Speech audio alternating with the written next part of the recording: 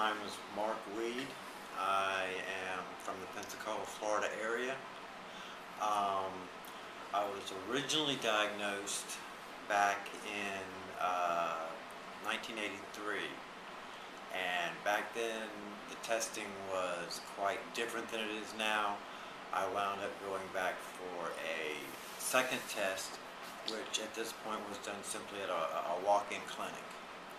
When I came in for my second test, when they came in to draw the blood, they had the mask on, they had gloves on. None of this had taken place the first time. They did the test, they did a Western blot. I was titled a false positive. It wasn't until 1996 I got sick, was diagnosed again, and was in Jacksonville, Florida at the time. T cells were down to just under 200. Viral load was in the high 6-digit area. Was doing very well, undetectable for years. Came back to Pensacola, had some family problems, that kind of thing. Came time for me to renew my medicine. They could not mail it to me, so I had to go to the local health department. Well, when I did, my ADAP had lapsed by 4 days, which put me on a waiting list. Well, I got my doctors and everything, went for a total of 4 months without medications. Got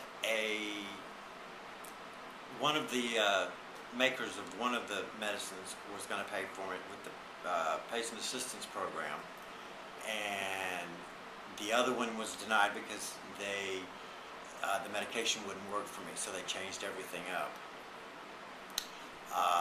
They took me off the one that I was on, did testing for a trial study, which, because my numbers had dropped down again and my viral load had gone back up into the 6-digit range again, I was eligible for a study, which at this point is taking care of my medications as far as my HIV medications, but it's a 2-year study, and I'm just hoping that between now and this 2-year study time that the waiting list shortens and I actually have it again, because if the waiting list, if I'm not there by the time this 2 years is up, then I'm back to the situation where I have no way of paying for my medicine. I have no insurance.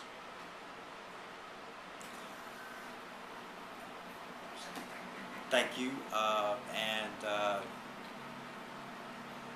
we need the money to get this restarted and keep it going, so that once we are healthy, we can stay healthy.